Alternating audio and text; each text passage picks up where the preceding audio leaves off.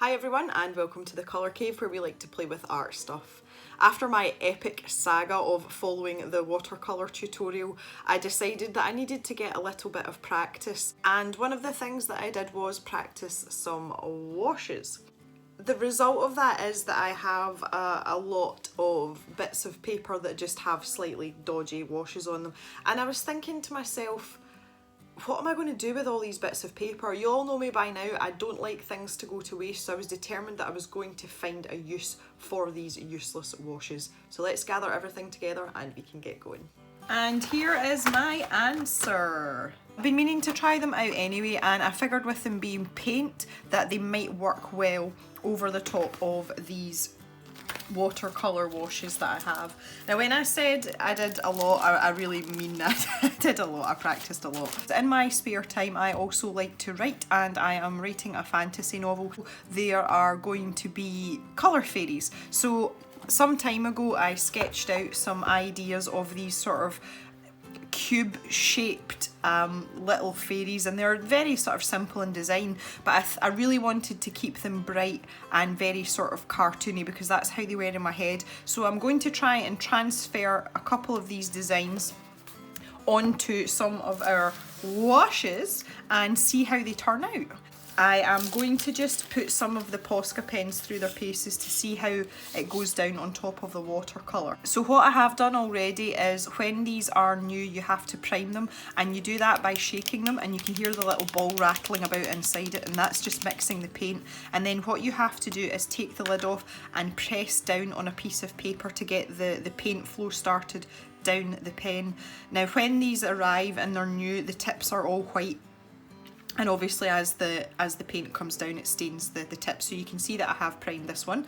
And all we need to do now is shake them to mix the paint. Now I have noticed that if you shake them too vigorously, it all starts to kind of splatter out the tip into the cap, so you don't need to do a whole lot of shaking.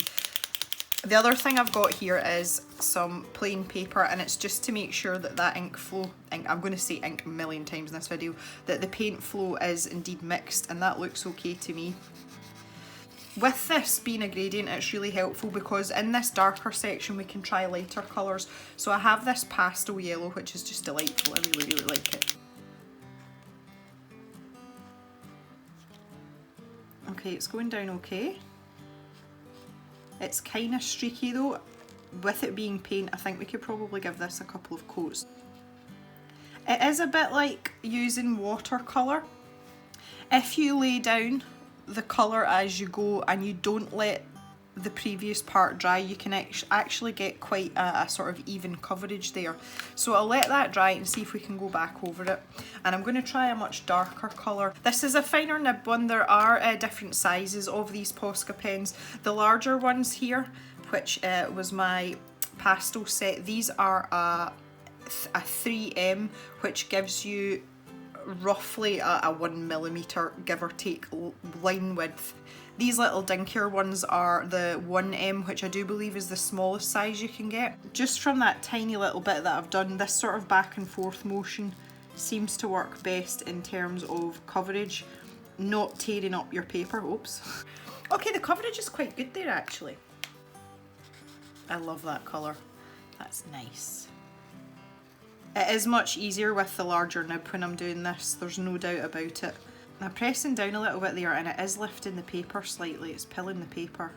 So I think we're going to have to go lightly here. I'm going to try one of the glittery ones. These ones have got glitter in them. I don't know how glittery they're going to be, but we'll soon find out. They actually, this looks more metallic than glittery, but again, we may have to wait and see what it is like when it dries. Let's try the red. The colours are quite vibrant though. I mean, especially over here you can really see that they are, you know, the benefits of the paint. Yeah, look at that red, that's pretty nice. I'm just trying to get a feel for them here. I'm sort of experimenting with strokes and, you know, how much of tilt I'm putting on the pen, because with the smaller nibs, if you put them more on their side, then you're going to get a slightly thicker line. Right, I'm going to go back to this yellow now and see if we can get another layer in that. I'm just making sure that's dry. Yes, it's dry. Okay, so it dries quite quickly as well. That's good. Oh, I'm going to turn this so I don't put my hand in that. See if we can build up some layers. Not really. Okay, maybe I haven't left it long enough, but it's trying to pull up the paint that's underneath, like scratch it off, a bit like happens with gel pens. I'm sure some of you will be familiar with that. The coverage on the rest of them is pretty good. I'm not convinced about these sparkly ones though. There's a tiny bit of sparkle. I say it looks more metallic than sparkly, but that's good to know now that we know. You can just see when I did that there as well, you can see how it's pulled up the paper in some places, so we're going to have to be super careful here. I have found since I did these, it's been a number of weeks since I've done these, I have found that the quality of the paper that you use with watercolour makes a massive difference, and the paper is far more important than the paint. Anyway, that's an aside. For any of you that are interested, the idea behind these colour fairies in the story is that without trying to give too much away, my protagonist basically acquires a set of skills, and one of the things that happens when he uses his skills and depletes his sort of, I don't know, energy supplies if you like, is that his vision starts to drain of colour, and he starts to see things in black and white, and the colour fairies are going to have something to do with that, and that is all that I shall say at this point. So the idea is, and the sort of style of these is that they have no sharp edges on their bodies. They're these sort of cubes. If any of you like to play video games, the blocks that you bust as Mario, the coin blocks, that sort of shape, you know, with the rounded corners, and all of them are going to be that sort of shape. So there's going to be lots of nice sort of curved edges on them. There's going to be no sort of harsh lines or anything. I don't know how good a job I'm going to do of this, to be honest though.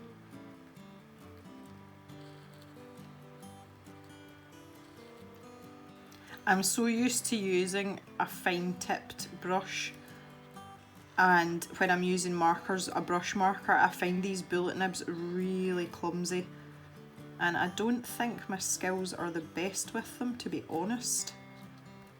As with everything here at the Colour Cave, practice makes perfect, and if you don't try, you will never know. So we're trying, and we're knowing. Okay, bless her. I think I should maybe make her, maybe they should all be barefoot. Do colour fairies wear shoes? I have a funny feeling they spend a lot of time in the air. I don't think they spend a lot of time perched anywhere, unless they're maybe resting, so maybe they don't need shoes. And it's silly things like that that pop into your head at 3 o'clock in the morning when you're writing a novel. It's ridiculous. So let's make her wings and her hair sparkly. Oh yeah. Wow. This is quite vibrant as well, I like this. Okay, so we'll let that dry now. I think this is starting to dry. Sparkly colour. Ooh, way. Okay. I think with these paint pens, you just kind of got to go for it. You've just got to be kind of brave and just be like, yeah, okay, colour, woo. Being a person that is used to the very safe and cautious boundaries of a point on a pencil, this is all very adventurous and woo, it's quite exciting. I don't know if it's something that I would use on a regular basis, if I'm honest. I think the main thing for me at the moment is the sort of range of colours. You know, you're going to be quite limited in your palette. Yeah, see, big strokes like this seems to work quite well. It's funny because these colours are so vibrant, the wash that I've got in the background, it might as well not be there. It's like, it looks non-existent. And we'll use this Pillar Box Red for her body. And again, I haven't decided if they're going to have any sort of, oh that's wet, that might be a problem, any garment details or anything. I hadn't got that far in my head, and this is why I found it really helpful. For such a long time I didn't write, and that was unfortunately the loss of my grandmother and my my working dog Mist, which some of you know about as well. It just kind of gave me like a writer's block, and one of the things that happens with that is you can't visualize things in your head. You can't, you know, your ideas don't form pictures in your head, and I am a very visual person, so that's quite important to me when I'm writing.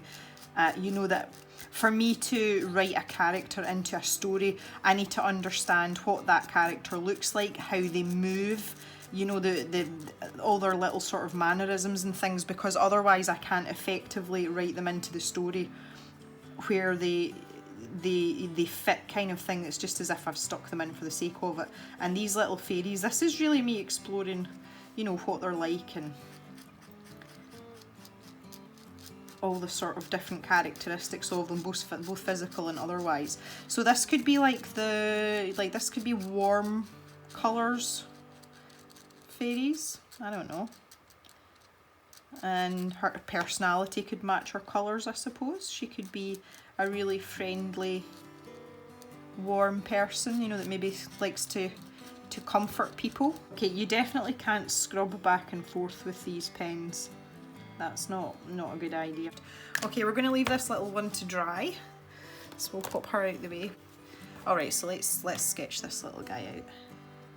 I was debating whether these fairies were all genderless or whether they were male and female, and I quite liked the idea of them having little colour fairy families. They're all happy though. I'm thinking I'm going to have maybe one grumpy fairy just for fun. You know, kind of like the 7 dwarfs, there are one grumpy dwarf. I'm going to have a grumpy dwarf.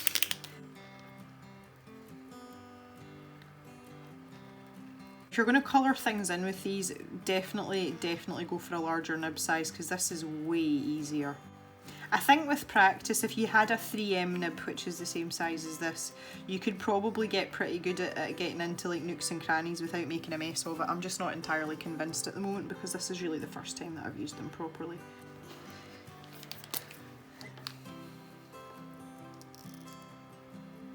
Oh, I would love to have hair this colour.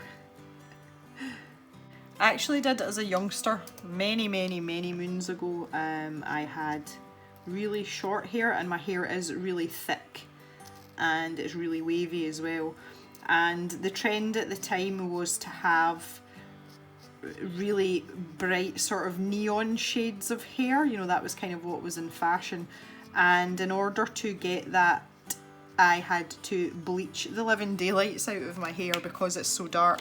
So at one point when I was going through the bleaching process, which was repeated a number of times to lighten my hair as much as possible, I was walking about at one point with a shock of this just big thatch of bright white hair sticking up, because I had to let the bleach settle before I actually, you know, dyed it any sort of colour. So yeah, I did have a full shock of white hair at one point, just sort of sitting on top of my head like a big toilet brush. And then after that it went blue, and then it went purple. It was like electric blue, it was awesome. But it didn't last long, it faded so quickly. So needless to say, I didn't keep that up for very long. I did go pink at one point as well, like really pink. And when I got it done, it was awesome, and everyone commented on it. Needless to say, the teachers at school weren't too keen on it. I went to quite a conservative, well, not conservative school, that's not really fair, but it was quite a good school, you know, it had quite a good reputation, and they didn't really like kids wandering about with different coloured hair. You wouldn't have that problem now, but that's because I went to school in the Dark Ages. And we'll use this dark blue, I think. I just want to get some contrast here because the hair and the wings are pretty similar. Can you see the shine on them compared to the matte of the turquoise? So there is definitely sparkle in there, but it's not sparkly like glittery. It's more, I would say it's more metallic. It does say on it sparkling colours, but yeah, okay. But these colours are so rich. I mean, look at that, that's lovely. I could be here for some time though, because this is the smaller nib.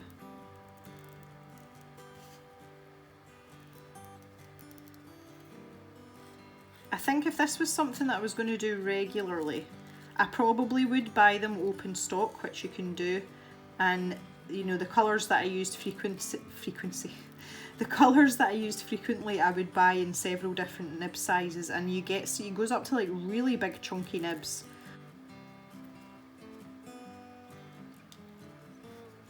One of the other things that I want to do is test fine liners on the top of the paint and see if we can get some of that down to put some details in. I've just realised I've missed the little bands on her pigtails. I'm just going to go back in and do them. So yeah, see the 1M pen's great for this. This is perfect.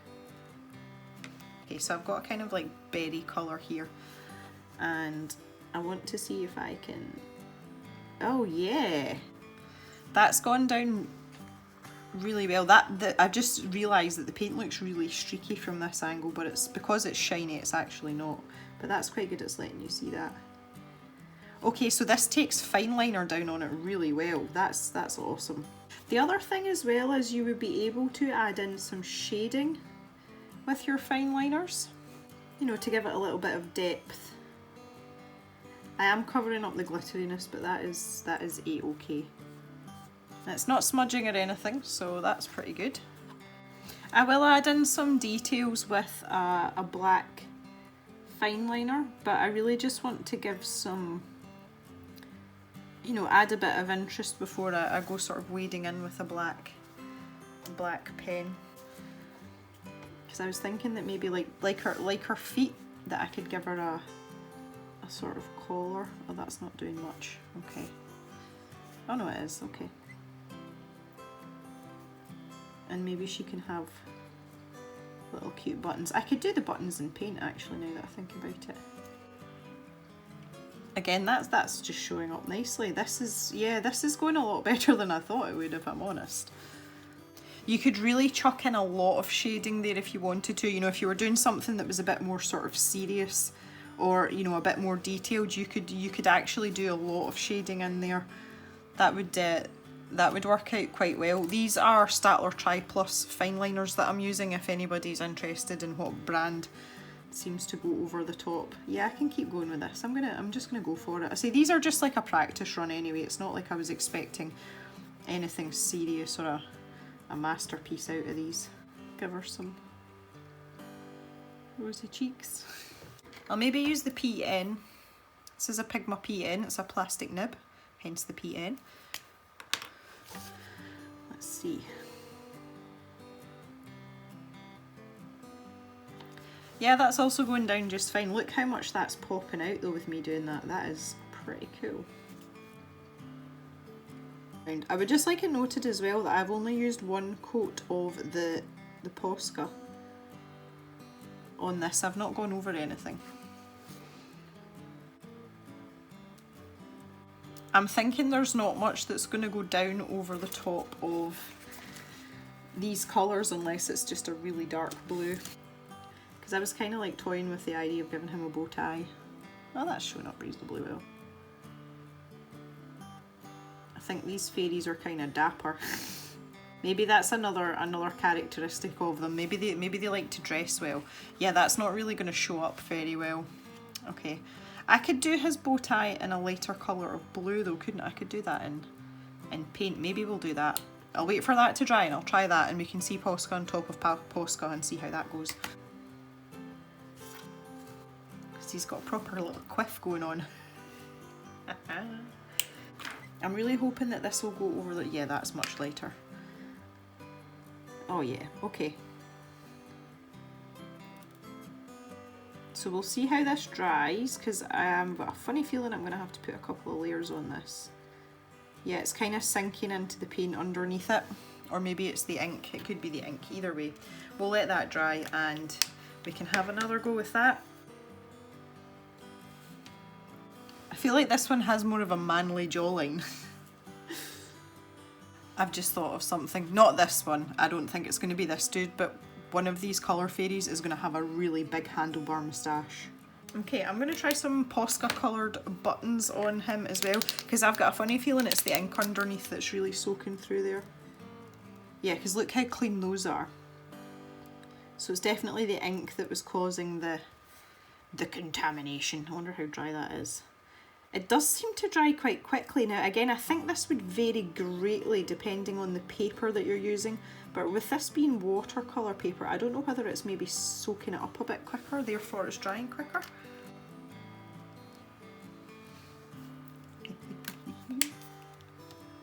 These are really tickling me, I don't know why. Doing this has kind of made me want to do it on this one as well.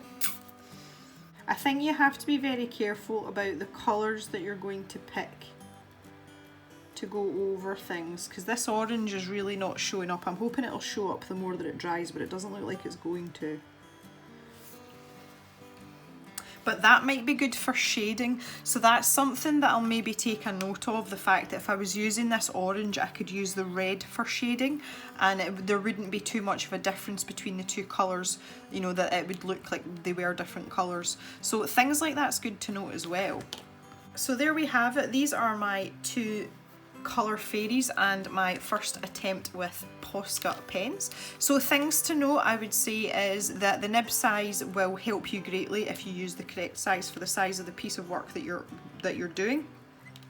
You can use fine liner over the top without any hassle at all, and the Posca will layer on top of itself quite successfully without any hassle, as long as you let the layer underneath dry. Also as well, we now know that we can do a bit of experimenting and find out what shades are close together, and I may attempt another Posca picture in the coming months using the ones that I find that are, you know, quite close together, and actually try and do some shading rather than just flat colour like this.